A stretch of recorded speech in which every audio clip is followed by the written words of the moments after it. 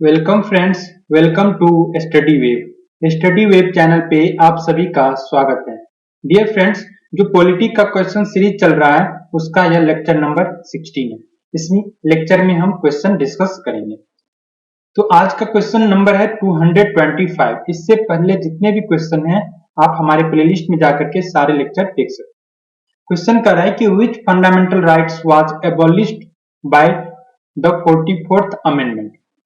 देखिए, जो हमारा संविधान में संशोधन हुआ था 44वां संशोधन हुआ था 1978 में। ठीक है, तो 44वां संशोधन करके राइट टू प्रॉपर्टी को फंडामेंटल राइट से डिलीट कर दिया गया, मतलब हटा दिया गया। ठीक है, यदि हम राइट टू प्रॉपर्टी की बात करें तो राइट टू प्रॉपर्टी जो शुरुआत में जब फंडामेंटल राइट्स था वो आर्टिकल 31 के अंतर्गत आता था, लेकिन 44वां संशोधन किया और इस राइट टू प्रॉपर्टी को फंडामेंटल राइट से हटा दिया। ठीक है, और इसे रख दिया गया आर्टिकल, ये याद रखना आपको, ये एग्जाम में पूछ लेगा, आर्टिकल 300 में इसे रखा गया, जो कि पार्ट 12 में पड़ता है। ठीक है, तो ये 4 पॉइंट आपको याद रखना है कि राइट टू प्रॉपर्टी आर्टिकल 31 के तहत आता था, उसे 44वां संशोधन 1978 के थ्रू हटा दिया गया और उसे 300A में पार्ट 12 के अंतर्गत रख दिया गया। एक पॉइंट और याद रखना है आपको राइट टू प्रॉपर्टी, कि राइट टू प्रॉपर्टी जो शुरुआत में था वो फंडामेंटल राइट था, लेकिन बाद में से लीगल राइट बना दिया गया। ठीक है, ये इंपॉर्टेंट है, ये एग्जाम में पूछा जाता है। ठीक है, नेक्स्ट क्वेश्चन देखते हैं 226। क्वेश्चन है कि according to Indian constitution right to property is, तो अभी हम बताए थे कि राइट टू प्रॉपर्टी जो है सो हमारा है लीगल राइट। ठीक है, फंडामेंटल राइट से हटा करके उसे लीगल राइट का अधिकार दे दिया गया। नेक्स्ट क्वेश्चन है कि which of the following is a political right, निम्नलिखित में से कौन एक राजनीतिक अधिकार है। ठीक है, हम यदि राइट टू फ्रीडम के बारे में बात करें तो राइट टू फ्रीडम क्या है, हमारा फंडामेंटल राइट है। ठीक है, जो कि आर्टिकल राइट टू फ्रीडम जो है सो आर्टिकल कितने के अंतर्गत आता है, आर्टिकल 19 के अंतर्गत राइट टू फ्रीडम। उसके बाद बात करें राइट टू कंटेस्ट इलेक्शन। देखिए, राइट टू कंटेस्ट इलेक्शन जो है सो हमारा पॉलिटिकल राइट है। ठीक है, तो आपको याद रखना है कि पॉलिटिकल राइट कौन सा, राइट टू कंटेस्ट इलेक्शन। ठीक है, चुनाव लड़ने का अधिकार क्या है, राजनीतिक अधिकार है। और right to equality before law and right to life, ये दोनों क्या है, ये दोनों फंडामेंटल राइट है। तो आपको सारा पॉइंट क्लियर करके चलना। नेक्स्ट क्वेश्चन है कि the certain fundamental rights are not given to, कुछ मूलभूत अधिकार किसको नहीं दिया गया है। ठीक है, तो जो कुछ फॉरेनर्स होते हैं, जो विदेशी हैं, उसे कुछ अधिकार नहीं दिया गया है। यदि हम बात करें फंडामेंटल राइट्स में तो कुछ स्पेशल अधिकार हैं जो कि सिर्फ इंडियंस के लिए अवेलेबल है। ठीक है, इंडियंस के लिए अवेलेबल। यदि हम फंडामेंटल राइट्स के बारे में बात करें तो आपको पता है कि फंडामेंटल राइट्स 12 से लेकर के 35 तक है, 35 तक। ठीक है, लेकिन इसमें से कुछ मौलिक अधिकार सिर्फ इंडियंस के लिए अवेलेबल है। जैसे कि हम बात करें तो आर्टिकल 15, 16, 19, 29 और 30। ठीक है, 15, 16, 19, 29 and 30 they are only available for Indian citizen. ठीक है, और ये जो भी अधिकार है, मौलिक अधिकार, ये फॉरेनर्स के लिए अवेलेबल नहीं है। नेक्स्ट क्वेश्चन है कि which is not a fundamental right, निम्नलिखित में से कौन सा फंडामेंटल राइट्स नहीं है। देखिए, राइट टू एजुकेशन क्या है, राइट टू एजुकेशन एक फंडामेंटल राइट है जो कि आर्टिकल 21A के अंतर्गत आता है। वहीं पे हम बात करें राइट टू एक्सप्रेशन, तो राइट टू एक्सप्रेशन क्या है, ये भी फंडामेंटल राइट है जो कि आर्टिकल 19 के अंतर्गत आता है। और राइट टू लाइफ के बारे में बात करें तो right to life is also a fundamental right और वह आर्टिकल 21 के अंतर्गत आता है। बच गया राइट टू इंफॉर्मेशन, तो जो राइट टू इंफॉर्मेशन है वह फंडामेंटल राइट नहीं है। ठीक है, राइट टू इंफॉर्मेशन फिर हमारा लीगल एक्ट है, लीगल राइट है। इसका करेक्ट आंसर क्या होगा, ऑप्शन नंबर बी। ठीक है, यदि लीगल राइट, यदि हम राइट टू इंफॉर्मेशन के बारे में बात करें तो राइट टू इंफॉर्मेशन एक्ट आया था 2005, राइट टू इंफॉर्मेशन एक्ट 2005, उसके तहत आरटीआई को लागू किया गया।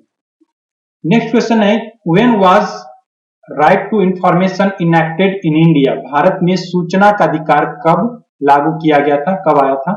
तो इसको याद रखना है, इसका सी होगा 15 जून 2005। 15 जून 2005 को राइट टू इंफॉर्मेशन आरटीआई लागू किया गया। ये क्वेश्चन वेरी वेरी इंपॉर्टेंट है, ठीक है। और मेनली जो राइट टू इंफॉर्मेशन था, इसका काम था कि गवर्नमेंट के सामने ट्रांसपेरेंसी लाना, मतलब मेनली राइट टू इंफॉर्मेशन का वर्क देखे तो इसका काम था प्रोवाइड्स ट्रांसपेरेंसी, ठीक है, ट्रांसपेरेंसी प्रोवाइड कराना, यही राइट टू इंफॉर्मेशन का काम था। नेक्स्ट क्वेश्चन है कि in which of the following cases the supreme Court held that fundamental rights are unamendable. Question कर रहा है कि निम्नलिखित में से किस केस के तहत सुप्रीम कोर्ट के द्वारा यह बोला गया कि जो फंडामेंटल राइट है, मौलिक अधिकार है, वह अनअमेंडेबल है। अनअमेंडेबल का मतलब क्या हुआ कि आप उसे संशोधन नहीं कर सकते। तो यह किस केस के तहत कहा गया था? तो ये क्वेश्चन पूछ रहा है, तो इसका करेक्ट आंसर होगा गोलकनाथ केस, ठीक है। ठीक है, कुछ केस इंपोर्टेंट है, आपको याद रखना, जैसे गोलकनाथ केस हो गया, केशवानंदन भारती केस हो गया, मिनर्वा मिल केस हो गया, ये सब कुछ केस है जो कि आपको याद रखना है, ठीक है। तो गोलकनाथ केस के बारे में बात करें तो ये गोलकनाथ केस आया था 1967 में हुआ था, जिसमें सुप्रीम कोर्ट के द्वारा यह बोला गया कि जो फंडामेंटल राइट्स हैं वह अनअमेंडेबल है, मतलब आप उसे संशोधन नहीं कर सकते। लेकिन जो ये डिसीजन था 1967 वाला, उसे केशवानंदन भारती केस में सुप्रीम कोर्ट के द्वारा बदल दिया गया। और केशवानंदन भारती केस का डेट भी याद रखना आपको, 1973, ठीक है, एग्जाम में इसमें भी पूछ लेता है। तो 1973 में केशवानंदन भारती केस हुआ, जिसके तहत फंडामेंटल राइट में जो डिसीजन आया था गोलकनाथ केस के थ्रू, उसे बदल दिया गया और बोला गया कि जो मौलिक अधिकार है, जो फंडामेंटल राइट्स हैं, वो भी अमेंडेबल है, ठीक है। मतलब मौलिक अधिकार को भी संशोधन किया जा सकता है, लेकिन एक नया कंसेप्ट ला करके रखा गया सुप्रीम कोर्ट के द्वारा कि बेसिक स्ट्रक्चर का कंसेप्ट लाया गया सुप्रीम कोर्ट के द्वारा। तो आपको यह भी याद रखना है, एग्जाम में इससे क्वेश्चन पूछेगा कि बेसिक स्ट्रक्चर का कॉन्सेप्ट किस केस के थ्रू आया, तो केशवानंदन भारती केस के थ्रू, ठीक है। तो बेसिक स्ट्रक्चर का कंसेप्ट लाया गया केशवानंदन भारती केस में और बोला गया कि फंडामेंटल राइट्स जो है सो अमेंडेबल है, लेकिन बेसिक स्ट्रक्चर का हनन नहीं होना चाहिए। नेक्स्ट क्वेश्चन देखते हैं कि the basic structure of our constitution was proclaimed by the supreme court. तो अभी हम पढ़ लिए हैं केशवानंदन भारती केस, ठीक है। केशवानंदन भारती केस में कितना में आया था? 1973, ठीक। और इसमें एक दो केस और बच गया था, जैसे कि गोपालन केस, इसका भी आप इसमें याद रख लीजिएगा। जो गोपालन केस था ये 1950 ईस्वी में आया था, और जो मेहता केस है वो 1987 में हुआ। इस केस में आपको मिनर्वा मिल केस इंपोर्टेंट है, तो मिनर्वा मिल केस याद रखिएगा। मिनर्वा मिल केस 1980 में हुआ। नेक्स्ट क्वेश्चन है कि right to education act came into force on, मतलब कि जो शिक्षा का अधिकार है, शिक्षा का अधिकार अधिनियम कब लागू हुआ था? तो इसका करेक्ट आंसर होगा ऑप्शन नंबर बी, अप्रैल 1 2010। 1 अप्रैल 2010 को राइट टू एजुकेशन लागू किया गया। नेक्स्ट क्वेश्चन देखते हैं 234 की ideas of social welfare states are contending, सामाजिक कल्याणकारी राज्य के विचार किसमें निहित है? तो देखिए, यदि हम बात करें तो पार्ट थर्ड में हमारा क्या आता था? पार्ट थर्ड में आता है फंडामेंटल राइट, मौलिक अधिकार। लेकिन पार्ट 4 में बात करें, पार्ट 4 में, तो पार्ट 4 में आता है डीपीएसपी। डीपीएसपी का मतलब क्या होता है? Directive principle of state policy, राज्य के नीति निर्देशक तत्व। इसका मतलब क्या हुआ कि देखिए, जब हमारा संविधान बन रहा था तो संविधान निर्माताओं ने एक डायरेक्टिव दिया, एक डायरेक्शन दिया कि स्टेट को, जो भी स्टेट है, उसे किस स्थिति में काम करना चाहिए, किस और काम करना चाहिए, और कानून बनाते वक्त उसे किन किन बातों पर ध्यान रखना चाहिए। तो ये डीपीएसपी ऐड किया गया। डीपीएसपी में आपको एक दो पॉइंट और याद रखना है कि डीपीएसपी जो है so non justiciable in nature है, मतलब आपका डीपीएसपी यदि हनन हो रहा है तो आप सुप्रीम कोर्ट चाहे हाई कोर्ट नहीं जा सकते, लेकिन यदि आपका फंडामेंटल राइट हनन हो रहा है तो आप सुप्रीम कोर्ट जा सकते हैं, लेकिन डीपीएसपी के केस में ऐसा नहीं है। तो सामाजिक कल्याणकारी राज्य किसमें निहित होगा? Directive principle of state policy.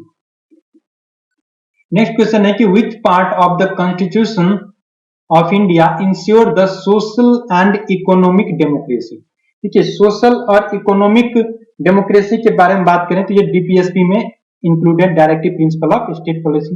इसका मतलब क्या हुआ? इसका मतलब यह हुआ कि जो राज्य है, जो भी राज्य कानून बना रही है तो उसे उसके यहाँ जितने भी जनता है, जितने भी पॉपुलेशन है, सबका सोशल, उसका सामाजिक आर्थिक और राजनीतिक न्याय जो है, जस्टिस, उसे सुनिश्चित करना पड़ेगा। किसके द्वारा? स्टेट के द्वारा। ठीक है। नेक्स्ट क्वेश्चन है कि which of the following ensures economic justice to Indian citizens. तो अभी हम पढ़े हैं कि 3 प्रकार का जस्टिस होता है, कौन कौन? Political justice, social justice and economic justice, जो कि हमारा प्रियम्बल में भी ये 3 जस्टिस के बारे में बात किया गया। तो इकोनॉमिक जस्टिस के द्वारा प्रोवाइड किया जाता है संविधान में, इसको याद रखना आपको, DPSP, directive principle of state policy. Next question है कि राज्य के नीति निर्देशक तत्व DPSP comes under which part of the Indian constitution. मतलब राज्य के नीति निर्देशक तत्व सिद्धांत भारतीय संविधान के किस भाग के अंतर्गत आता है? तो यह पार्ट 4 के अंतर्गत आता है। आर्टिकल भी आपको याद रखना है, आर्टिकल 36 टू 51। देखिए, कम से कम आपको आर्टिकल 50 तक याद होना चाहिए, उसके बाद 50 के बाद जो भी इंपोर्टेंट आर्टिकल्स है आपको वो याद रखना है। पार्ट 1 में बात करें तो पार्ट 1 में क्या आता है? पार्ट 1 में आता है state, union and it's territory. ठीक है, यूनियन एंड इट्स टेरिटरी, राज्य और उसके क्षेत्र। पार्ट 2 में बात करें तो सिटीजनशिप आता है, नागरिकता। और पार्ट 3 में क्या आता है? पार्ट 3 में फंडामेंटल राइट्स, मौलिक अधिकार। नेक्स्ट क्वेश्चन है 238। क्वेश्चन कर रहा है कि which of the articles ensure that directive principle of state policy can not be enforced by any court. मतलब अनुच्छेद में से कौन सुनिश्चित करता है कि राज्य नीति के प्रत्यक्ष सिद्धांत किसी भी अदालत द्वारा लागू नहीं किया जा सकता? अभी हम बताए थे कि जो फंडामेंटल राइट्स है, जो फंडामेंटल राइट यदि आपका हनन हो रहा है तो सुप्रीम कोर्ट या हाई कोर्ट के द्वारा आपका फंडामेंटल मौलिक अधिकार को लागू करवाया जा सकता है। लेकिन जो डीपीएसपी है, इसका जब आपका हानि होगा, हनन होगा, तो आप सुप्रीम कोर्ट नहीं जा सकते, या हाई कोर्ट या सुप्रीम कोर्ट के द्वारा ये डीपीएसपी को लागू नहीं करवाया जा सकता है। मतलब एक पॉइंट में देखें तो जो डीपीएसपी है वो नॉन जस्टिसबल इन नेचर है। वही पूछ रहा है कि कितने आर्टिकल के अंतर्गत ये बात लिखी गई है। ये है आर्टिकल नंबर 37। आर्टिकल 37 के तहत ये लिखा गया है कि जो डीपीएसपी है वह non justiciable by any court. Last question है 239 कि which of the following articles of Indian Constitution is related with the declaration of a welfare state। भारतीय संविधान के निम्नलिखित में से कौन सा लेख कल्याणकारी राज्य की घोषणा से संबंधित है? तो आर्टिकल 39 होगा। ठीक है, बी। आपको याद है कि आर्टिकल 36 टू 51 डीपीएसपी के बारे में बात करते हैं, तो जो आर्टिकल 39 है वो क्या है? डीपीएसपी से रिलेटेड है। और आर्टिकल 39 यह बात करता है कि हर एक व्यक्ति के लाइवलीहुड के बारे में स्टेट को सोचना होगा। हर एक व्यक्ति का जो लाइवलीहुड है, मतलब उससे रहने, उसके खाने का व्यवस्था करना पड़ेगा। हर एक व्यक्ति को जो रोटी, कपड़ा, मकान है उसका व्यवस्था करवाना पड़ेगा। किसके तहत? स्टेट के तहत। ये डीपीएसपी करता है।